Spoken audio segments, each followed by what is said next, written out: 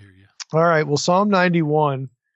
I'm going to read through the psalm. It's not that long to start here, and I'll sort of telegraph the places that we're going to spend some time camping. So what I want to do is I want to go through the psalm and make some comments as to the Hebrew Bible context of the psalm.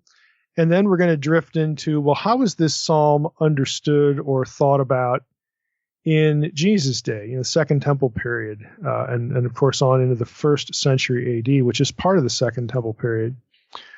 And that's how we'll go. So we're gonna cover both Old and New Testament here, because the Old Testament stuff is going to sort of again create a framework for what's going on in the New Testament. And it's actually going to matter, because here's a little heads up. Psalm 91 is actually one of the places in the Old Testament that Satan quotes in his confrontation with Jesus. And he wasn't really talking about the coronavirus. But the fact that Psalm 91 is one of those places is actually interesting. And it's interesting for a number of specific reasons that I don't think will occur to, again, the normal, Bible reader or Bible student. So Psalm 91, let's just read it. I'm reading from ESV. He who dwells in the shelter of the Most High. And let me just stop there. Isn't it interesting? Most High.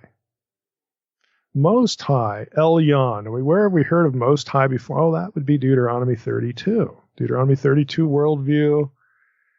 Okay, Yahweh dispenses the nations, allots the nations to the lesser sons of God, who become, again, hostile supernatural forces in the course of the Old Testament. So we'll stow that away. He who dwells in the shelter of the Most High will abide in the shadow of the Almighty. I will say to the Lord, my refuge and my fortress, my God in whom I trust. For he will deliver you from the snare of the fowler and from the deadly pestilence. Now, pestilence, we're going to camp on that word in a bit. It's the word dever. Interestingly enough, and this is the only time I'm going to mention this because I don't want to rabbit trail into how the Septuagint translator misread a word, but here's a good example where they do. Dever, dalet, bet, resh in Hebrew, is also not just the word for plague, but again, Hebrew has homographs, homonyms. It's also the word for word. And so the Septuagint has, he will rescue you from the trap of hunters and from a terrifying word, which doesn't make a whole lot of sense. But anyway, dever is not the Hebrew word for word here. It's something else, and we'll get to that. So verse 4, he will cover you with his pinions. And if you're like me, I wonder, what's a pinion? The NCV, New Century Version, has feathers, so it's probably part of the wing or something like that, or maybe just the feathers. I don't know. I'm not an authority on the word pinion in English. And under his wings, so pinions and wings must have some relationship there. Under his wings you will find refuge. His faithfulness is a shield and buckler. Okay, stow that away, shield and buckler. Because the next verse, again, gets us into more of these terrors and threats. And again, I'll give you a little heads up. These terrors and threats, along with dever, pestilence, in the preceding in verse 3, these are going to be references to names of Canaanite deities, which, of course, to the Second Temple Jewish mind is going to be a demon. And isn't it interesting how, if the passage is really talking about demons, that we get references to sheltering, the Lord sheltering us with a shield and buckler. Sounds suspiciously like Ephesians 6. Okay? Ephesians 6:11 through 16. But again, just hold on to that. 1,000, or let me just back up to verse 5 here. You will not fear the terror of the night. Hebrew word is pachad. Nor the arrow that flies by day. We'll come back to the word arrow as well. Nor the pestilence, there's dever again, that stalks in darkness. Nor the destruction, the word there is ketev, that wastes at noonday. All these words we're going to spend some time on. 1,000 may fall at your side, 10,000 at your right hand, but it will not come near you. You will not only look with your eyes and see the recompense of the wicked. because you have made the Lord your dwelling place, the Most High, there it is again, who is my refuge, no evil shall be allowed to befall you, no plague, and this term is generic, it's naga, so it's not one of these deity names. No plague will come near your tent. For he will command his angels concerning you. This is the part Satan quotes. He will command his angels concerning you to guard you in all your ways, and on their hands they will bear you up, lest you strike your foot against a stone. Satan skips the next verse. You will tread on the lion and the adder. The young lion and the serpent you will trample underfoot. Guess Satan forgot that part. Because he holds fast to me in love, I will deliver him. I will protect him because he knows my name. When he calls to me, I will answer him. I will be with him in trouble. I will rescue him and honor him with long life. I will satisfy him and show him my salvation. So that's Psalm 91. And there's some interesting stuff in there. And I'm going to focus on verses 5 and 6 and verses 11 through 13 for a specific backdrop. It's really specific contextualizing the psalm, both in terms of, an Israelite reader and then a later, Second Temple Jewish, first century AD reader in New Testament era. So verses 5 and 6, let me just read them again. You will not fear the terror of the night, nor the arrow that flies by day, nor the pestilence that stalks in darkness, nor the destruction that wastes at noonday. So, again, without getting into too much detail, because that would be quite possible, and I do want to get into Second Temple stuff, Dead Sea Scroll material is going to matter here. And then into the New Testament, we have this reference to Dever. For those who are listening, it's just think of D-E-B-E-R, Dever. It's a V sound after a vowel in Hebrew. So we have a reference to that in verse 3, and we also get one later in verse 6. Dever, I'm going to quote from DDD now, Dictionary of Deities and Demons in the Bible. Dever is one of the 3 proverbial causes of death on a wide scale. It is attested some 50 times in the Bible, along with war, including the words sword and blood, and famine, and it's mainly in Jeremiah and Ezekiel.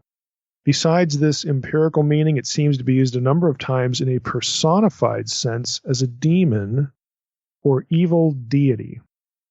Now, we're going to get in a few moments to Habakkuk 3:5, where this is a little bit clearer. And Habakkuk 3:5 will not only mention Dever, it will also mention a deity known as Rasef. Hosea 13:14, again, has similar language. And we'll get to those in a moment, but just sort of to prep you with this. So Dever, again, to quote DDD once more, it seems to be used a number of times in a personified sense as a demon or evil deity. So just store that away. If we continue on, we hit verse 6. We have Ketev, that's Q-E-T, and it's the emphatic T in Hebrew, T with a dot underneath, Ketev, Q-E-T-E-B. I'm going to read from DDD again. The term Ketev appears 4 times in the Old Testament. Its basic significance is destruction. Perhaps, etymologically, that which is cut off, though the contexts suggest that other nuances are present. Various scholars have translated it as plague or pestilence in the context of its parallel use with Rasef or Dever. The term has overtones of a divine name because, and this is, unless you have a little bit of, Semitic linguistics under your belt, or you're really into etymology.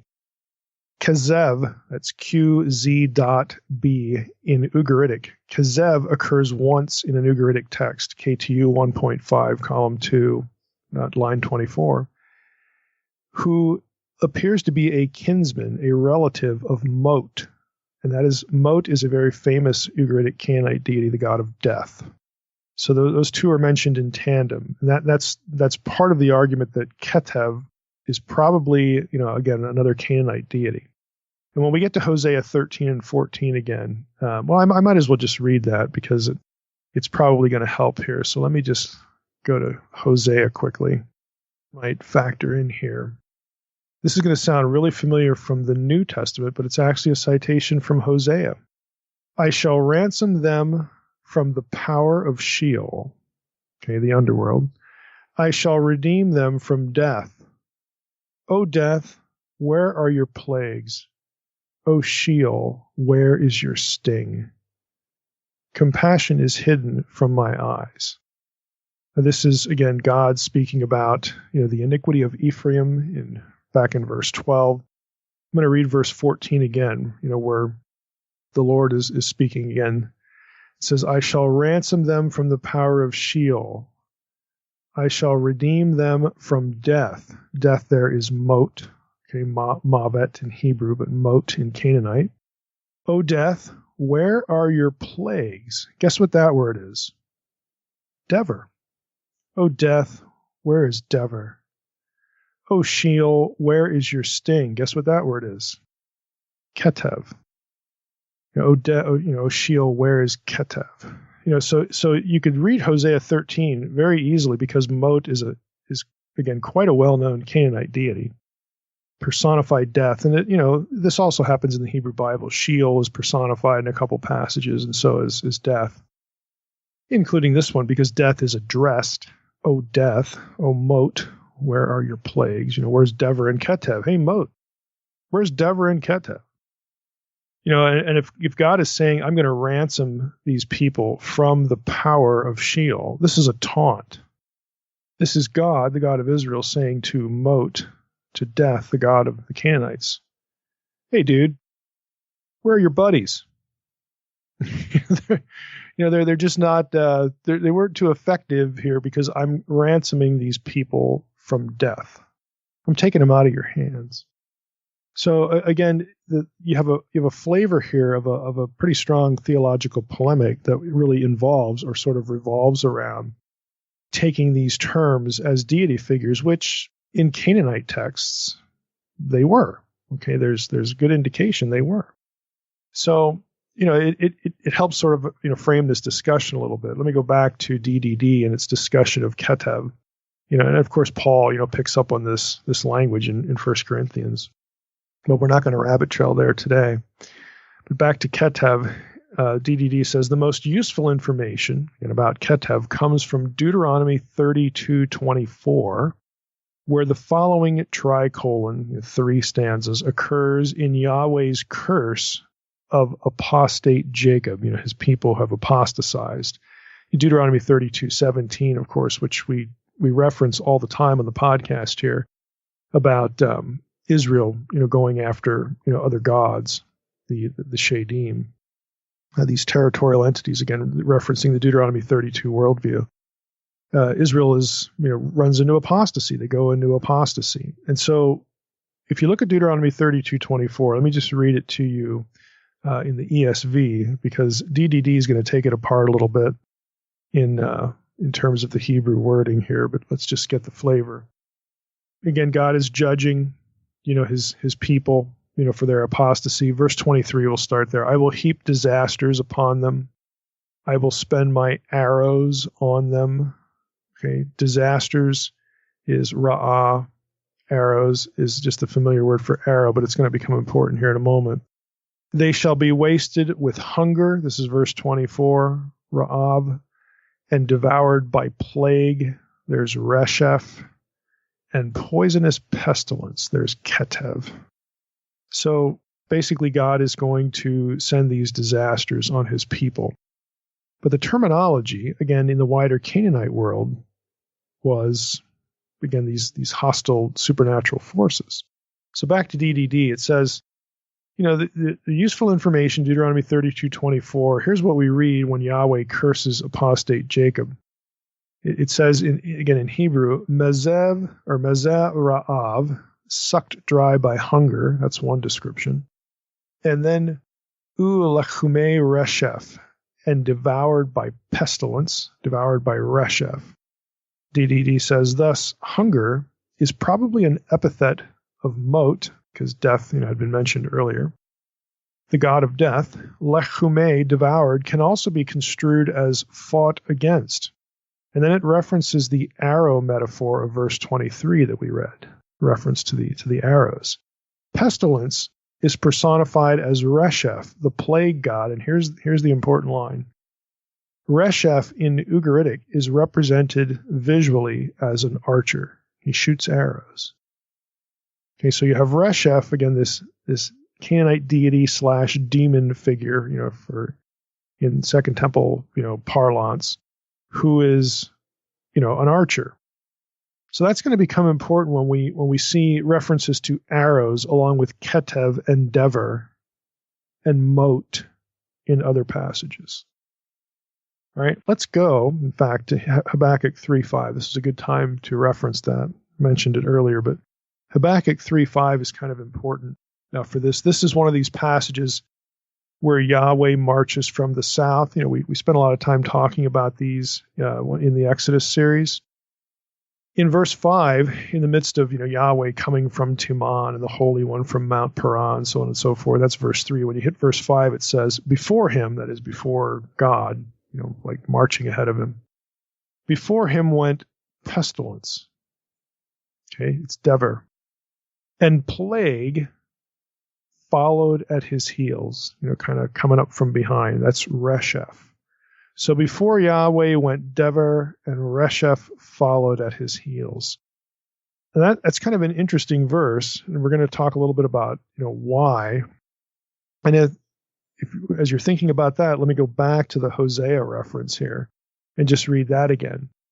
So in Habakkuk 3:5, we've got, two of these figures sort of in tow, marching, under Yahweh's command, as it were, under his authority. In other words, they're not independent deities. They are lesser and subservient, okay? Then you go to Hosea 13, I shall ransom them from the power of Sheol, I shall redeem them from death, moat. O death, O moat, where are your plagues? Again, where is Dever? O Sheol, where is Ketev? Okay. So you have, these passages like this that personify these things. And scholars, again, who muck around in these texts have, again, noticed that, hey, these same terms, are actually some of the gods of these surrounding nations, okay? And naturally they're rivals, to the status of Yahweh of Israel. And a couple of them get referenced in Psalm 91. Again, that's the point. A couple of them get referenced very directly. We had, Dever there. And let's go back to, the Psalm here just to pick up here again. So in verses 5 and 6, we have for sure Dever and Ketev. But then we have a reference to the arrow that flies by day. And is that Rasef? Well, it might be, because Rasef is an archer. Might be an oblique reference to him.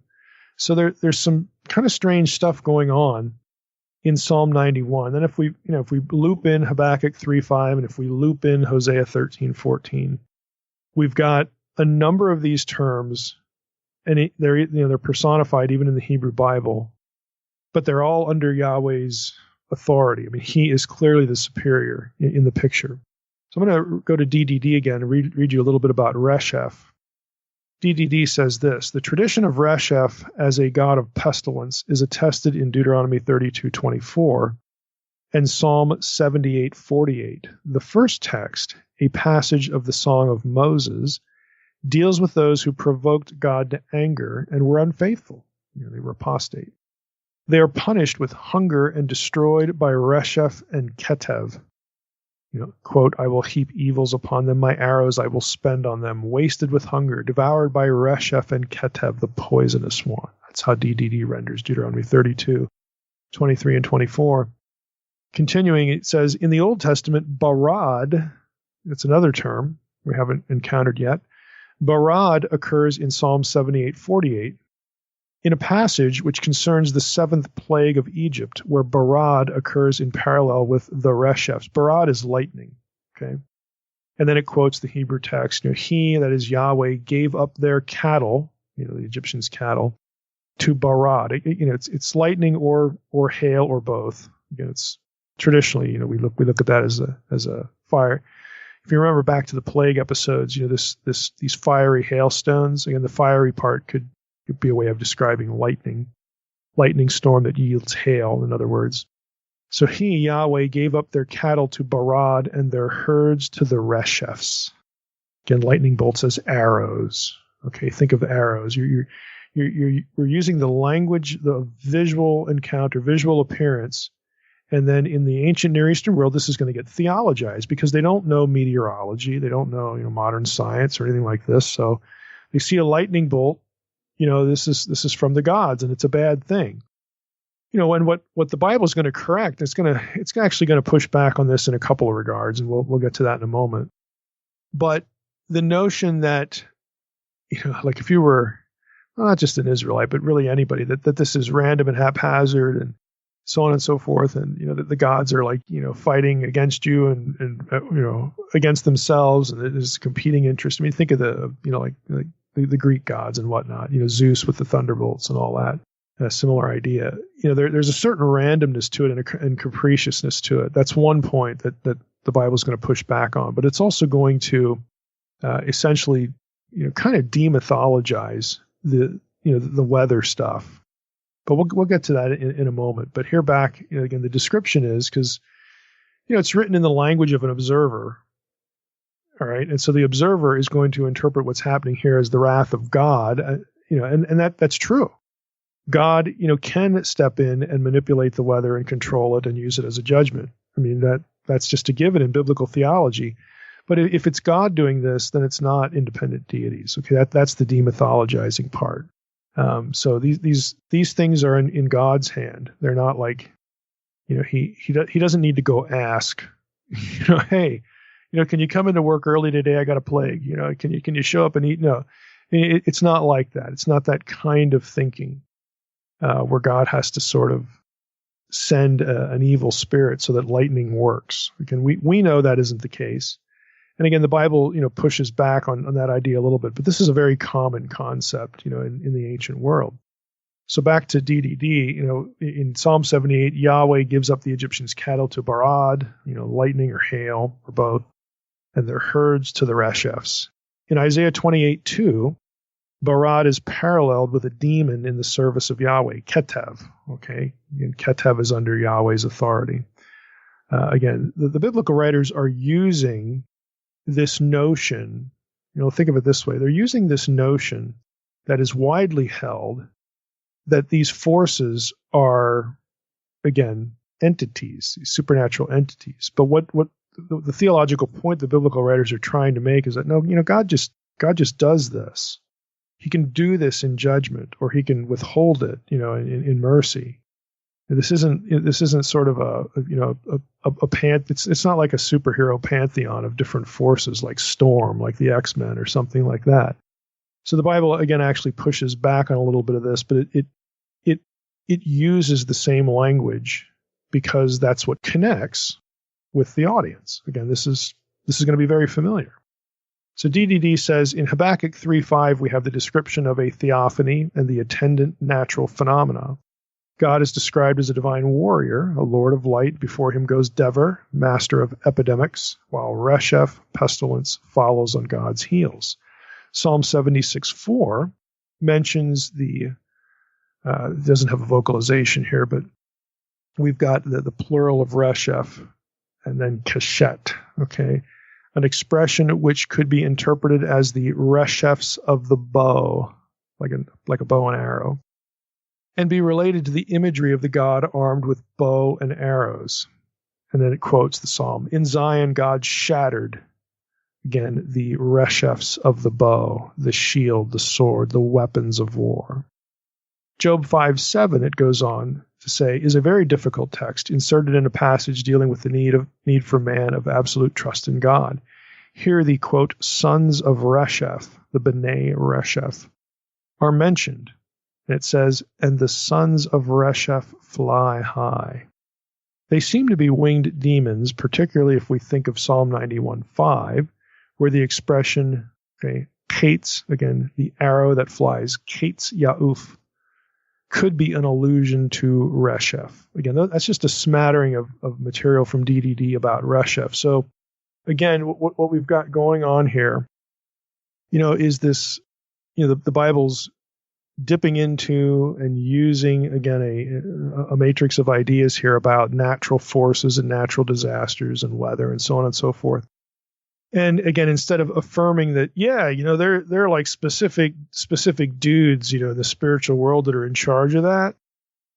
Basically, it says, no, all of these forces in nature are at the command of the God of Israel. And it uses military language. It uses, the visualization of a retinue and all these things. The biblical writers do these things, but their point is that, the way that the Canaanites really think about this is not the case, because, the Canaanite deities that you think are in charge of this really aren't. They really aren't in charge of anything like this. God doesn't have to sort of fight them to get them to not do these things or to do these things. They don't actually have any control over this. Again, that's the theological point that the biblical writers in these smattering of verses are trying to make. Verses 11 through 13 read this again. For he will command his angels concerning you to guard you in all your ways. On their hands they will bear you up, lest you strike your foot against a stone. And that should be very familiar from the temptation of Jesus by Satan. You will tread, again, here's the part that isn't quoted, you will tread on the lion and the adder, the young lion and the serpent you will trample underfoot. Now there's a number of kind of interesting things going on here. Obviously the serpent imagery is what grabs you right away. We have these same terms, again, these serpentine terms mentioned in Deuteronomy 32, again, about the enemies of Israel, both in terms of human enemies and, supernatural enemies. Their wine is the poison of serpents, the cruel venom of asps. So there's a generic reference in Deuteronomy 32. The more interesting one to me is Psalm 58. And I'll tell you why it's interesting. Psalm 58 is considered by many scholars. We actually ought to do an episode on Psalm 58 and Psalm 82, because Psalm 58 is sort of it's viewed as a psalm that picks up themes from Psalm 82.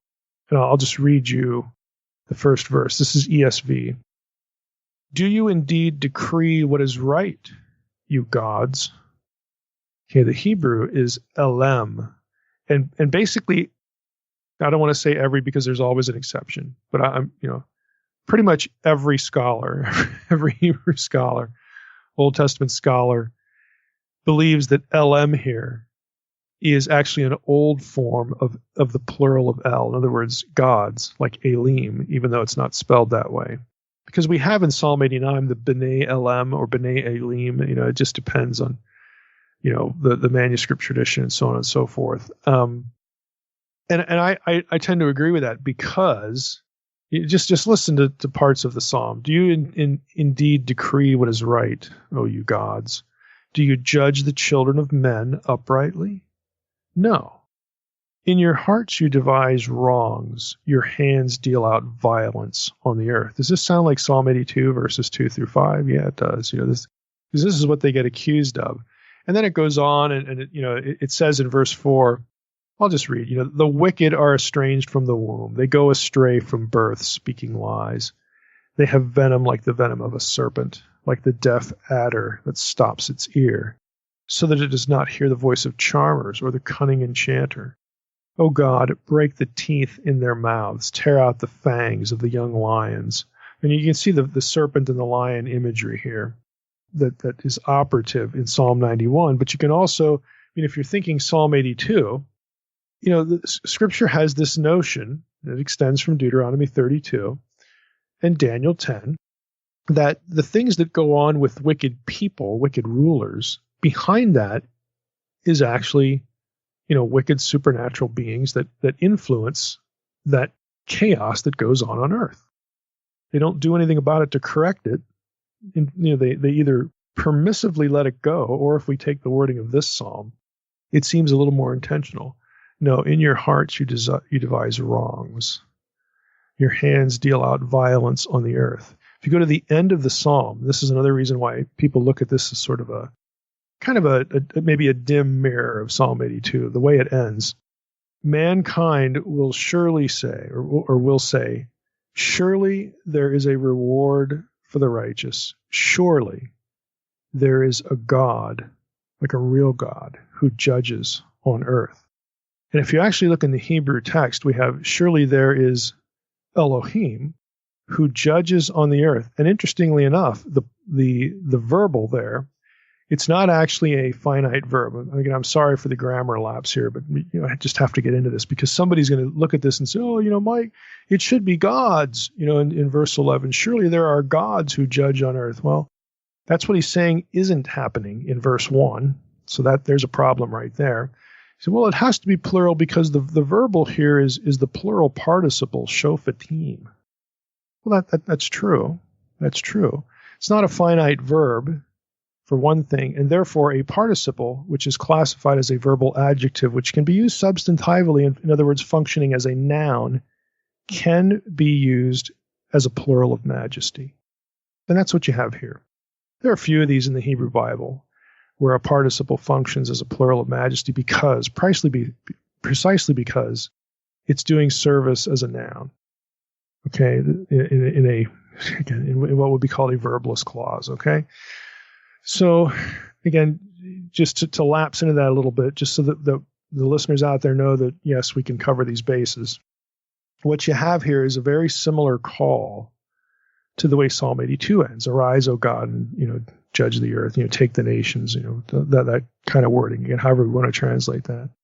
So there's a similarity there. And again, my point is that here you've got a psalm that has stuff in it that sounds like Psalm 82 and yet also has this serpent language, this adder language, and this lion language but that we also encounter in Psalm 91.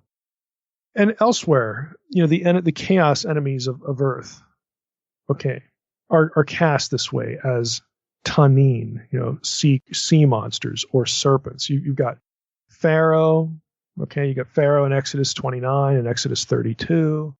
You've got the whole incident with Moses and Aaron in front of Pharaoh with the serpents. The staff becomes a serpent, devours the other two. You got some of these words in there. You got Psalm 74 that uses the language, of the sea monsters. God slays the sea beasts. And Isaiah 51:9 is another one. Isaiah 27:1 is probably, the most famous eschatological one. I'll just read it again, just to give you a flavor for the kind of language that's here. In that day, the Lord with his hard and great and strong sword will punish Leviathan, the fleeing serpent. Leviathan, the twisting serpent. There you get the serpent language. You've got Nakash there a couple of times. He will slay the dragon that is in the sea. That's tanin, and that's the word that occurs in Psalm 91. So this terminology is used again for chaos agents, either supernatural, emblematic, or human. Again, it's a matrix of ideas, as I often say. So what you have in Psalm 91, again, focusing on verses 5 and 6 and 11 to 13, is a lot of powers of darkness language. You've got a lot of supernatural chaos language. You've got connections to Deuteronomy 32. You've got a peripheral connection to Psalm 82 going on here. Basically, supernatural bad guys are littered in among the verbiage of Psalm 91. And that's going to matter when we get to the Second Temple period, and that's where we're going right now.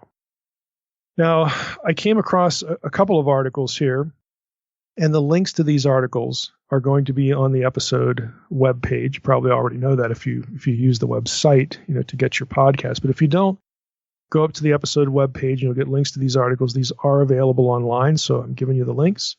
One of them is by Craig Evans. Again, Evans is a very well-known New Testament scholar, and he had an article back in 2009 on Psalm 91. And it's called Jesus and Evil Spirits, plural, in the Light of Psalm 91. Now, the initial source for that was Baptistic Theologies, Volume 1, 2009, pages 43 through 58. It's also published in a book called Celebrating the Dead Sea Scrolls, a Canadian contribution. It's edited by Peter Flint, the late Peter Flint, and a few other people, which you could, get that book in book form and you'd have the chapter. But anyway, you can get the essay on a link on the episode web page. Craig Evans himself was nice enough to post this. I don't know when he did it, but he did it, so it's up there. Now, in this article, Evans starts on, very early with this comment. He says, commentators have long suspected that this psalm was understood as offering assurance against demonic affliction.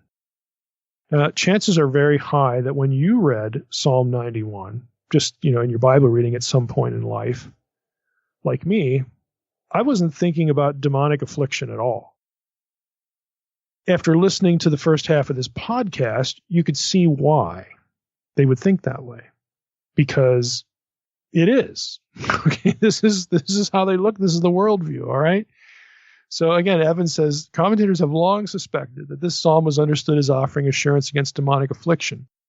He says, however, the discovery at Qumran, this is where the Dead Sea Scrolls were found, of Psalm 91, and here's the key, in combination with exorcism psalms, has pretty well settled the matter once and for all. Psalm 91 apparently was understood in the time of Jesus as offering divine assurances of protection against demonic powers. So the point even then really wasn't specifically, some of the natural things that we would associate. There were people who read them, quite transparently as demonic, attacks from demons. And so this psalm at Qumran was actually grouped in among other exorcistic psalms that are not in the Hebrew Bible, but they're nevertheless, it was part of this group. So again, that's interesting, especially because Satan is going to try to use this. But I should also add that it was also understood as a Psalm of David. Now, if you go in your English Bible and you go to Psalm 91, this one doesn't have a superscription. It doesn't say Psalm of David, Psalm of Asaph, or anybody else. Okay. Well, at Qumran, in the Dead Sea Scroll version of the Psalm, and it's the Psalm. It has a superscription, and it's a Psalm of David, which gives it the Messianic flavor, does it not? Okay. So again, there's another little thing running under the surface that's kind of interesting. Now, I'm gonna link out. In fact, I'm gonna go to just open up with my software here. I'm gonna go to the Dead Sea Scrolls Study Edition, and Evans just gonna back it up here. Okay, I found it. Evans is going to reference 11Q. Let's see, 11Q. 5 first, and then he's going to go into 11Q11, which is this collection of exorcistic psalms. I'll read here 11Q5. When I say the word blank, it just means that there's a gap in the text. All right. So blank, initially, and then the editor presumes that there's some note about these are the compositions of David, because the first line that actually shows up is, and David, son of Jesse, was wise, and a light like the light of the sun, and learned, blank, and discerning and perfect in all his paths before God and men, and blank, line 4, Yahweh gave him a discerning and enlightened spirit. And he wrote Psalms, 3,600. That's a lot more than we get in the book of Psalms, by the way. So David writes 3,600, and he wrote songs to be sung before the altar over the perpetual offering of every day, for all the days of the year, 364. And for the Sabbath offerings, 52 songs. And for the offerings of the first days of the months, and for all the days of the festivals, and for the Day of Atonement, 30 songs. And all the songs which he spoke were 446. Okay? So we got a 3,600 number. We've got 446. And this is the end of line 9. And songs, going into line 10, he also wrote songs to perform over the possessed, 4. The total was 4,050. All that stuff all together. 4,050 items that David wrote. Verse 11, all these he spoke through the spirit of prophecy, which had been given to him from before the Most High. Okay? That's 11Q5. So we learned David was quite prolific. And among the stuff that he produced were 4 songs to perform over the possessed.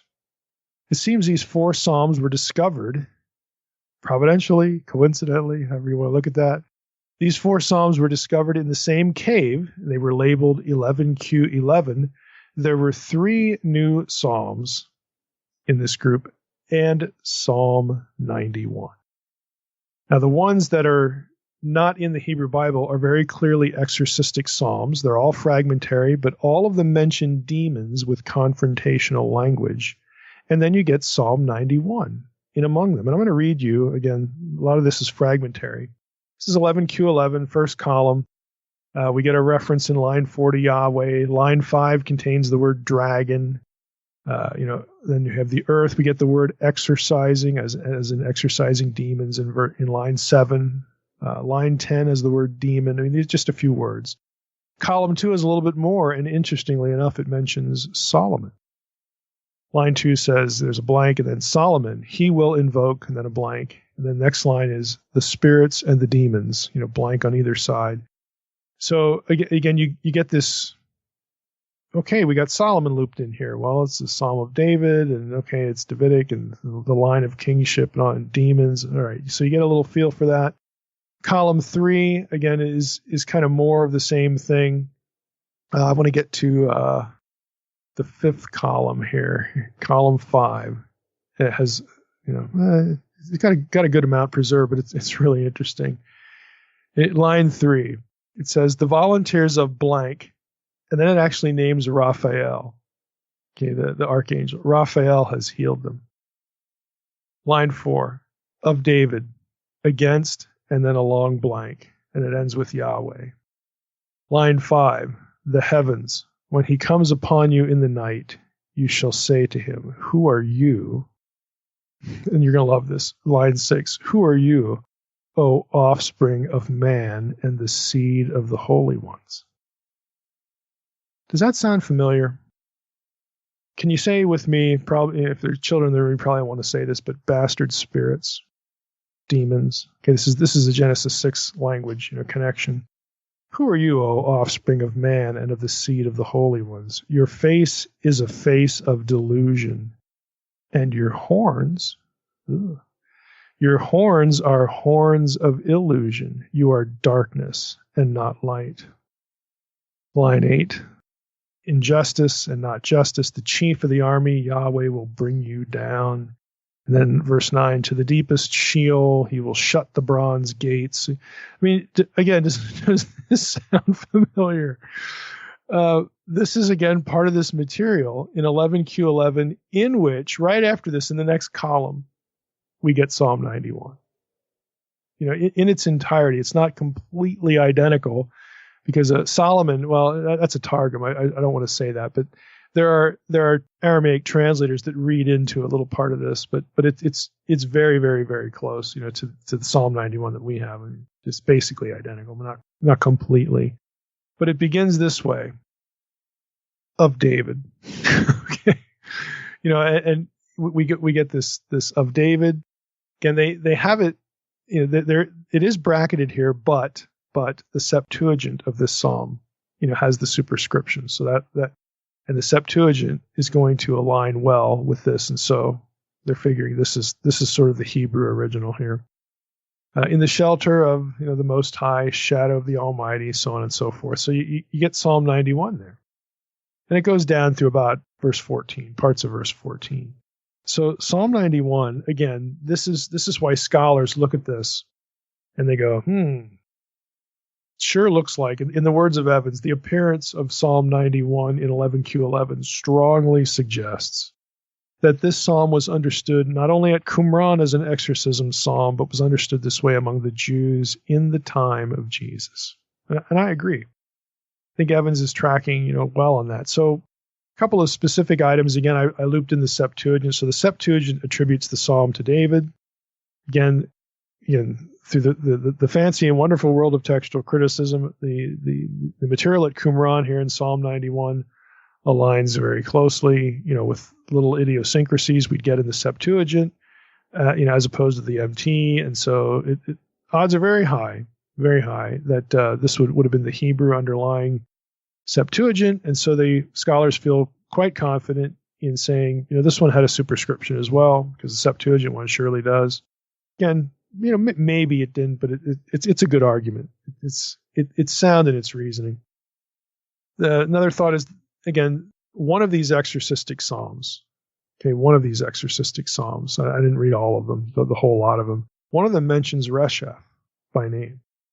Again, and we have, again, the reference in Psalm 91 to the arrows, which we talked about earlier.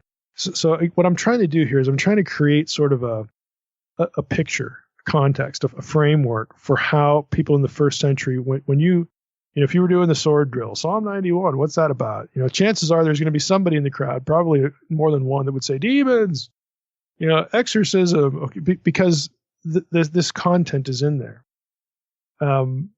Again, it shouldn't be, it wouldn't have been a foreign thought, again, to somebody in Jesus' day. But, you know, to us, we're not, you know, we're reading this filtered through an English translation, so it's really hard to pick this up. And plus, you know, we wouldn't have the context of Qumran and all this other stuff, and the Septuagint. We need to give the Septuagint some due here. So Evans also writes, the content of Psalm 91 readily lends itself to an exorcistic function.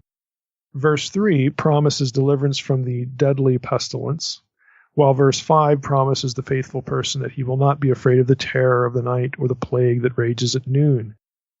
By the way, that is not the way plagues actually work. You know, natural forces, they don't like time themselves. Okay. The creatures mentioned in verse 13, you know, serpent, sea monster, and the like, were sometimes understood as demonic beings. As already mentioned, the sea monster, and Tanin in verse 13, also appears in line 5 of, again, one of these exorcistic psalms. So these exorcistic psalms have the same vocabulary as Psalm 91, and Psalm 91 is lumped in there, including, you know, among them.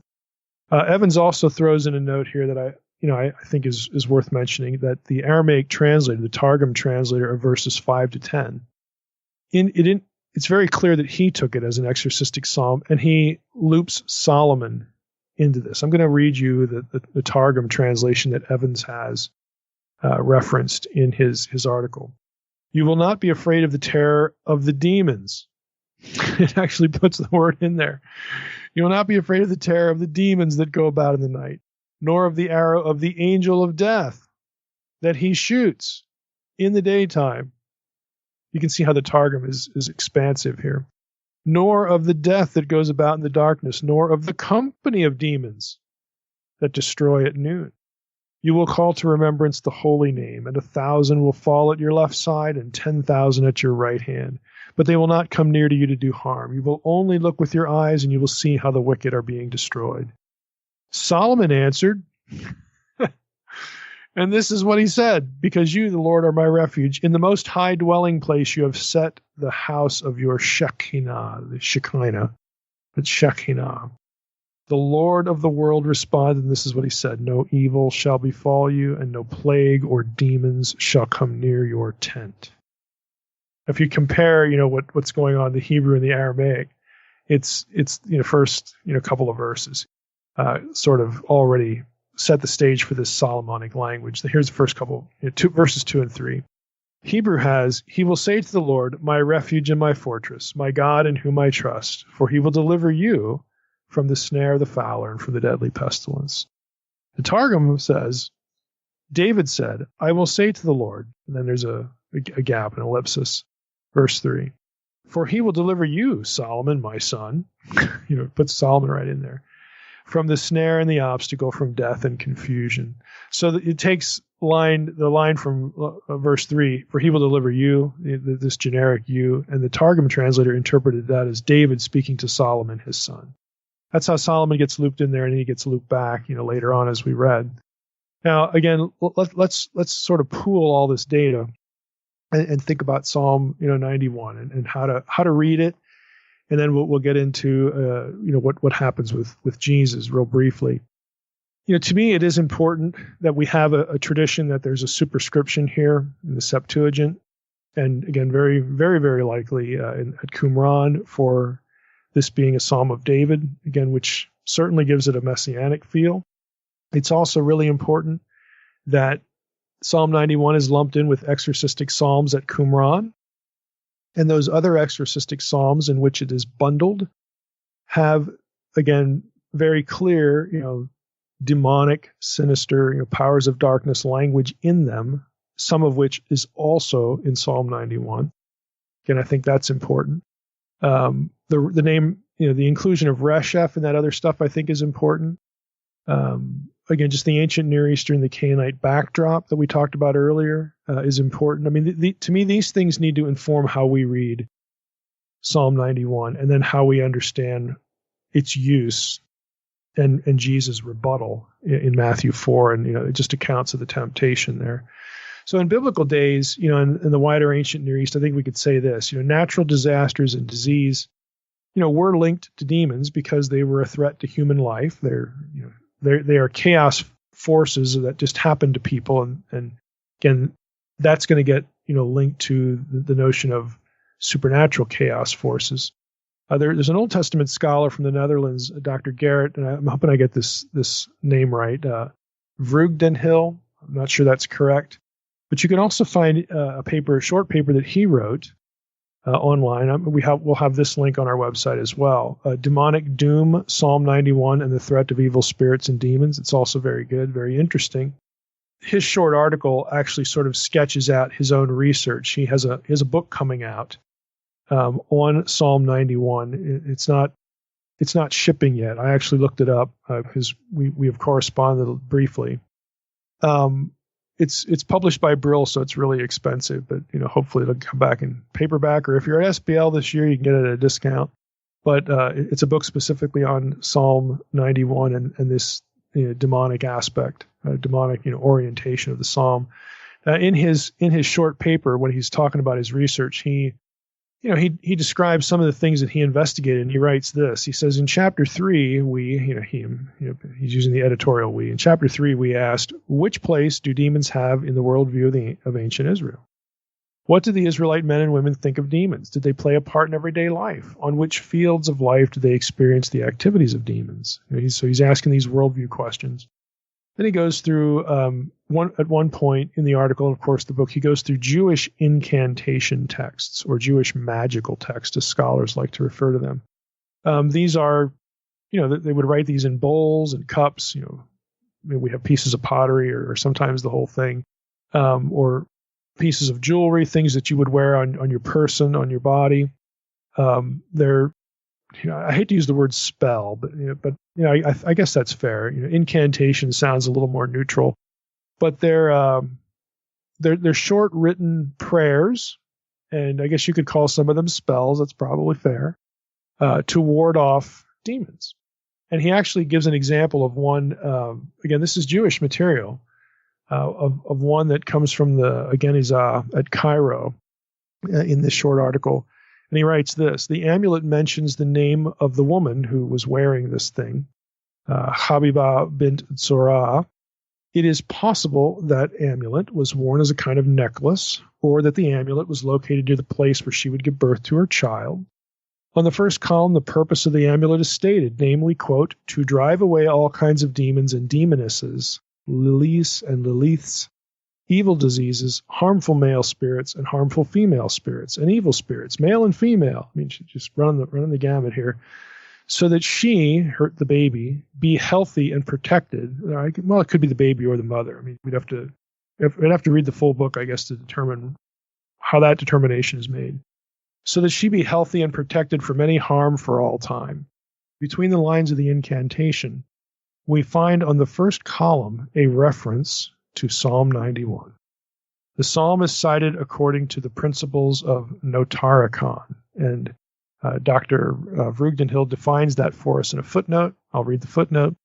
Vreugdenhil writes, the word notarikon is borrowed from the Greek language and was derived from the Latin word notarius, which means shorthand writer. It is a method of deriving a word by using each of its initial or final letters to stand for another word, to form a sentence or an idea out of the words.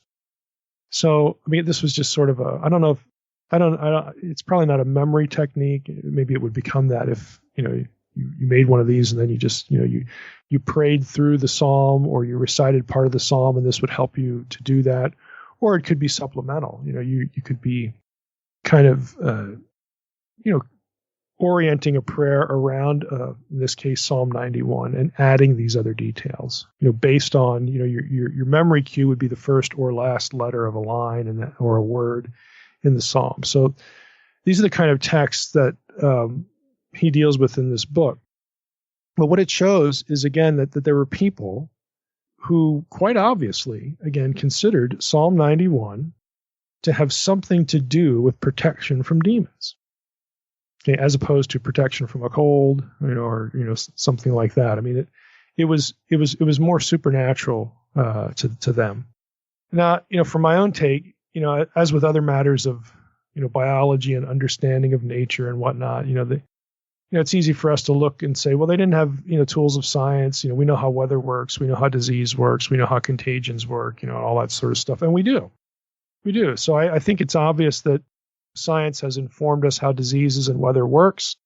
Again, I talk about this kind of thing on my FAQ. When we get comments like this, from people living in the second or the first millennium BC or the first century, again, and we do have tools of science that we can evaluate what they're saying about the natural world. That's the key thought. We can evaluate what they're saying about the natural world. That doesn't give us permission to evaluate what they say about the supernatural world, which doesn't conform to the tools and methods of scientific inquiry. Those are two different things. Even though the ancient person married the two, those are two different things. So we could say, well, hey, we know how the weather works, and it's not empowered by a demon. We get that, but that doesn't mean that the demons or the gods or, again, these supernatural entities, it doesn't mean they don't exist. It just means that certain people misappropriated an ability to them. Okay, that's what it means. So, a lot of people want to throw out the baby with the bathwater. Again, me, this podcast, we don't do that here. We try to be fair with the worldview and with the data. And in this case, these passages weren't designed to tell us how the natural world works. They just weren't. God chose writers who didn't know these things, and he knew that. So they're not doing science, they're doing theology. And so we don't have the authority to use science, a thing they're not writing about, to dismiss a thing they are writing about. And that Scripture affirms, again, a supernaturalistic worldview. So I think Habakkuk 3:5 actually helps here. It doesn't, sever a link between what's going on in the spiritual world and the human world. It doesn't do that. God can, do something to influence the weather as a judgment or as a blessing. I mean, God can do these things. They're not, out of the purview of divine activity. But the point is that it's God. It's not lesser, inferior beings, who are doing this. And again, I think Habakkuk 3:5 helps there. Such things, Scripture affirms, operate under the sovereignty of God. And to get the message across, get that message across, Habakkuk 3:5 has the Canaanite deities, or the demons, again, in Second Temple thinking. Recall that daimonion, has sort of a generic term for a lot of these entities. It has the Canaanite deities that were thought responsible for such things held in check by Yahweh, or in some sense displaced by Yahweh as to their presumed abilities. Now, from my demons book, I'm going to read a little paragraph here. I write, in addition to symbols representing the encompassing reach of chaos, biblical writers use the names of deities from Canaanite religion attached to specific natural phenomena and illnesses. Unlike their polytheistic counterparts, they did not have distinct deities acting independently of the true God in charge of those forces. Just as death itself was under the authority of Yahweh, so were disease and natural disaster. Yahweh was the lone sovereign. For example, when Egypt was punished with plagues, it wasn't because Yahweh had to request the services of a deity or a demon. The Most High either acts unilaterally or dispatches a supernatural underling to dispense judgment through such disasters. In other words, he's the one in charge. So, again, that's from the New Demons book. The end result is that it shouldn't surprise us that ancient people presumed the gods or demons were behind natural forces. That shouldn't surprise us. As Christians, we can affirm the general idea, God is in control, but deny that demonic entities are the ones pulling the levers here. Biblical theology has God in control of such things, but as Jesus himself points out in Luke 13, and we need to loop Luke 13 in, this is not the temptation, this is something I blogged about on my website. As Jesus himself points out in Luke 13, it's not like we should think God is pushing buttons on every event in the natural world or aiming at wicked people when things happen. Some things just happen. Okay, that is the way the world works. Imperfection is part of the created world at the beginning, and its imperfection is made worse by the fall and its curses. The fall didn't result in demons being assigned to diseases and disasters, nor is there any biblical indication the world was created that way. And Habakkuk 3:5 is an example where the biblical writers try to push back on the common thinking and I think correctly frame these things. But again, I will link to my thing on Luke 13 as well that I wrote recently on the episode webpage. So let's get to Jesus and ask ourselves the obvious question. We'll go to Matthew 4 here just so that we get the flavor. But this is a really common passage. I think all of you are going to be familiar with it. Let's just read this. So Matthew 4:1, that Jesus was led by the Spirit in the wilderness. Other gospels say he was compelled by the Spirit to go out into the wilderness. Of course, that's where you would find the devil, the domain of death and chaos, that which is anti-Eden. All right. He goes out there, he fasts 40 days, 40 nights, and he's hungry, and the tempter shows up. Satan shows up, and then he starts, talking to him. We get this conversation. And in verse 3, the tempter, Satan, says to him, "If you are the Son of God, command these stones to become loaves of bread." But he, Jesus, answered, "It is written, man shall not live by bread alone, but by every word that comes from the mouth of God." Verse 5, then the devil took him to the holy city and set him on the pinnacle of the temple and said to him, this is verse 6, "If you are the Son of God, throw yourself down, for it is written, he will command his angels concerning you, and on their hands they will bear you up, lest you strike your foot against a stone."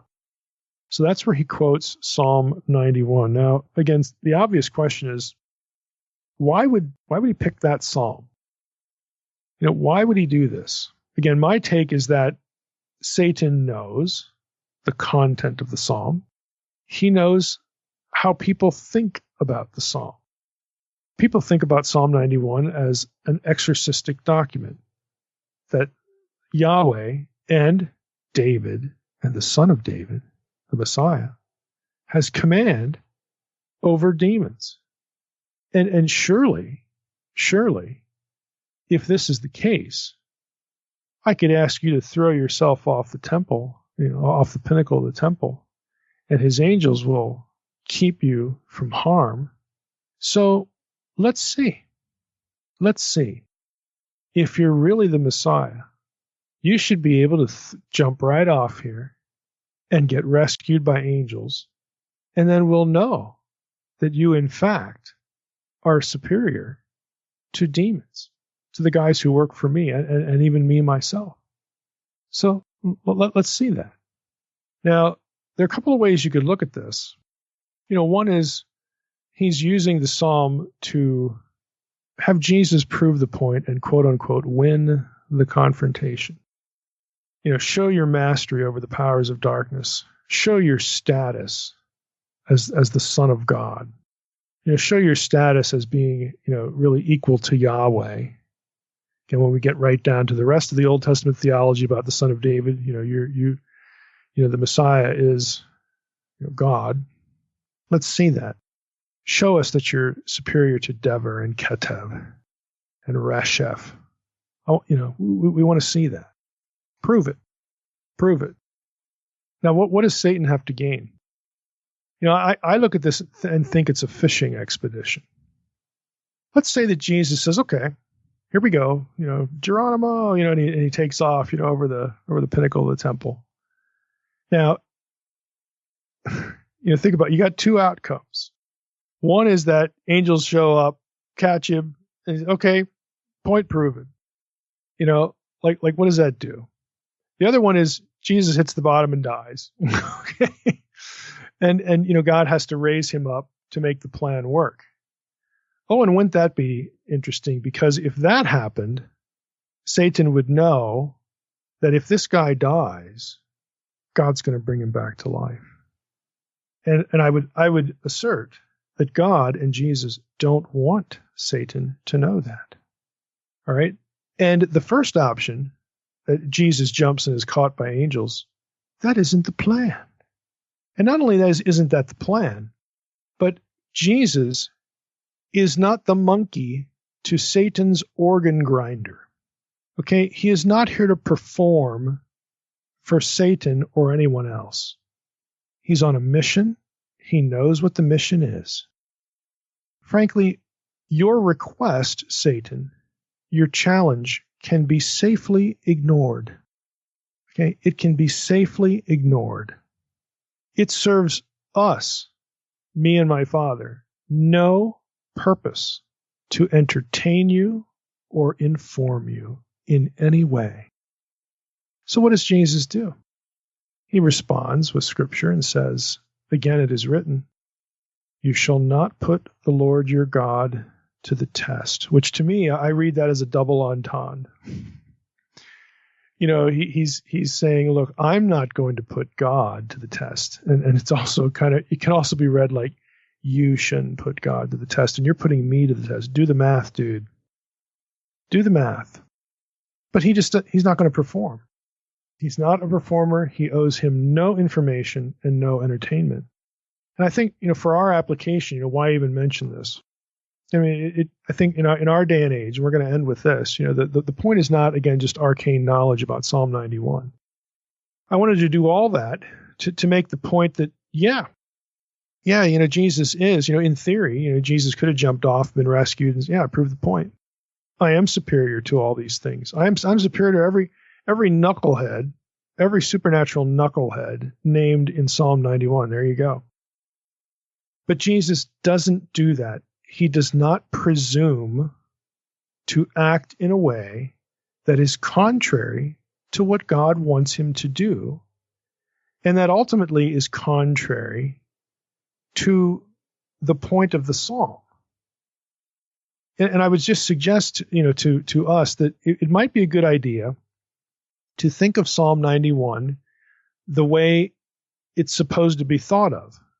I mean, this is a protection from supernatural darkness. So, what we've said today about Psalm 91 and Psalm 91 itself, the general teaching point here is not that this material is supposed to give us a video game or a professional wrestling analogy for the pecking order of the supernatural world. That's just not what it's supposed to be, and it's not what we're trying to do here. We shouldn't over-literalize the material for the purpose of analyzing, which disaster did I hear about on TV? Was demon caused or not? Is the virus, the work of Satan or demons or, okay, if you're using Psalm 91 to do that, that is as much a misuse of the Psalm, as a misuse of any other passage. I mean, it's just not what it's there for. Rather, the Psalm is a messianic psalm about David's agent, his ultimate son, okay, the Davidic Messiah's power over forces of darkness. Okay, that is what the psalm is about. It's also not a psalm that teaches us we won't get sick. The psalm is about the victory, again, over supernatural darkness. God is in control of the forces of nature. He is not powerless to protect us as though he isn't in control of nature. But Psalm 91 is ultimately not about, specific calamities and forces of nature. It doesn't guarantee you won't get sick or won't get hit by a hurricane or will never live in a place that gets an earthquake or, fill in the blank.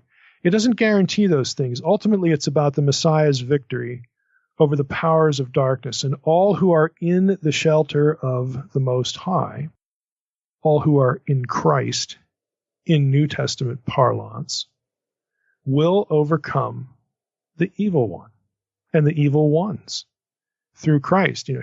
It's his faithfulness at the temptation in this regard that is, it's crucial. It's crucial to what later happens. Had he tipped off, had he tipped the hand, okay, in the temptation account here, and had Satan learned that, if you kill him, God's just going to bring him back from the dead, or God won't let him be killed. See, that changes tactically what the powers of darkness will do about the Messiah. See, what God needs to happen, what the end game is that Jesus does die. So we're not taking that, we're not putting that card on the table for Satan to learn anything. So ultimately, Jesus' faithfulness here in Matthew 4, which involves this challenge drawn from Psalm 91, is crucial to Jesus' later faithfulness in going to the cross, where he does get raised from the dead and ascends to the seat of power once more, so that we reap those benefits, and so that we, again, are in the shelter of the Most High. We are in Christ, and we have victory over all of these evil ones. I mean, it's a coherent, sensible portrayal, not only in terms of the Old Testament, but also just kind of what the terms become in Matthew 4, in the temptation scene. God either won't let him die, or if he does, he'll raise him from the dead. Again, if I'm the cosmic genius of the supernatural evil world, therefore killing the guy isn't a solution. But that's exactly what needs to happen. And so Jesus is not putting the card on the table.